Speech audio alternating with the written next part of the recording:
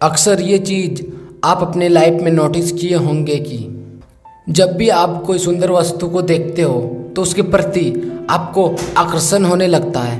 फिर दूसरे ही क्षण जब आप किसी क्रूप वस्तु को या बेढंगा वस्तु को देखते हैं तो उसके प्रति आपके अंदर घृणा पैदा हो जाते हैं। ऐसा क्यों होता है? क्या आपने कभी विचार किया है?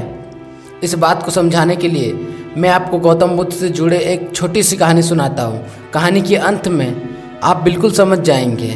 ये कहानी शुरू होती है सिद्धार्थ से।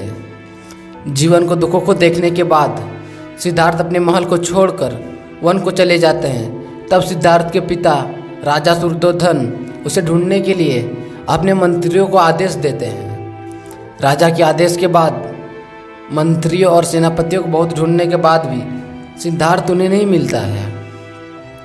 यूं ही लगातार प्रयास करने के बाद उन्हें पता चलता है कि सिद्धार्थ एक राज्य के किसी जंगल में रहता है।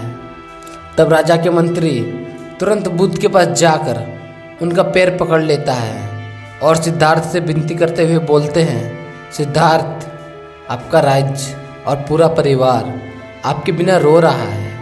कृपया करके आप मेरे साथ अपने राज्य को वापस चलिए।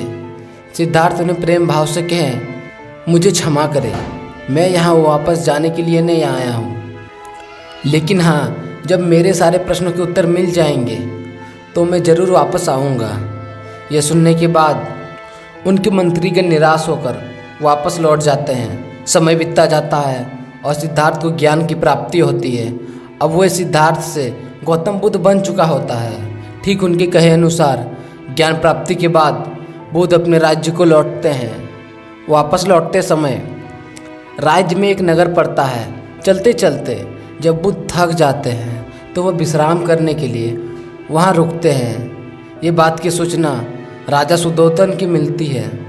वे तुरंत अपने मंत्री और सिद्धार्थ के साधना को सिद्धांत को लेने के लिए भेज देते हैं। राजा की आज्ञा सुनकर वे दोनों सिद्धार्थ को लेने के लिए राज्य से प्रस्थान करते हैं। वहाँ पहुँचते ही वे दोनों सिद्धार्थ को प्रणाम भी करते हैं। इतने में ही वहाँ पर एक सुंदर स्त्री अपने पुत्र के साथ आते हैं।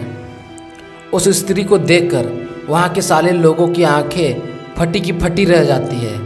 उस स्त्री की सुंदरता इतनी आकर्षित थी कि राजा बिंबिसर और राजा शत्रु भी उनकी सुंदरता के गुलाम थे। वह सुंदर स्त्री वैशाली नगर की नगरवाली थी। उन्हें मरपाली के नाम से जाना जाता था। वह स्त्री बुद्ध को प्रणाम करते हुए बोलते हैं कि है बुद्ध, यह मेरा पुत्र है, मैं इन्हें आपके पास लाई हूँ। आपके छत्र छाया से न जाने कितने लोगों के जीवन सुधरे हैं। मैं चाहती हूँ मेरे पुत्र को आप अपनी शरण में ले लें।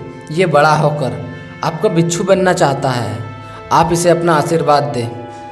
बुद्ध मुस्कुराते हैं और वे छोटी बच्चे के सिर पर अपना हाथ रख देते हैं। उसके बाद आम्रपाली अपने पुत्र को लेकर वहाँ से चल पड़ते हैं। स्त्री के वहाँ से जाने के बाद गांव वाले, उनके मंत्री और बुद्ध के शिष्य सभी उनसे पूछते हैं कि बुद्ध, जब वो स्त्री यहाँ आई थी तो सभी लोग एक लगातार उसकी ओर देखने लगे। उसकी सुंदरता हमें बहुत ज़्यादा आकर्षित कर रही थी। उन्हें देखकर हमारे रोम रोम खड़े हो गए, पर आपके चेहरे पर तनिक भी बदलाव नहीं हुआ। उनकी सुंदरता आपको तनिक भी आकर्षित नहीं कर पाई। आपके स्वभाव में कोई बदलाव नहीं आया। यह आपने कैसे किया? तब बुद्ध मुस्कुरा के कहते हैं कि जिसे तुम सुंदरता कहते हो या जिस पर तुम आकर्षित होते हो या जिसे तुम घृणा करते हो, ये दोनों ही विकल्प एक ही जगह पर जाकर समाप्त हो जाती है। जिस सुंदरता पर तुम आकर्षित हुए हो वह एक ना एक दिन खत्म हो जाएगी, पर जिस सुंदरता की बात मैं करता हूँ वो अनलिमिटेड है, वो अनंत है, वो कभी खत्म नहीं होती है। जिस व्यक्ति के लिए कुछ सुंदर नहीं है, कुछ गुरूर नहीं है, वह व्यक्ति वास्तविकता को देख पाता है। सुंदरता वो नहीं होती जो क्षणिक है, सुंदरता वो होती है जो सदैव रहती है।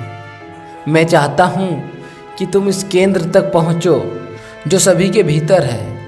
अगर तुम उस केंद्र पर रहना सीख गए तो ना तो सुंदरता तुम्हें आकर्षित कर सकती है और ना ही कोई ग्रुपता तुम्हारे अंदर घृणा पैदा कर सकती है।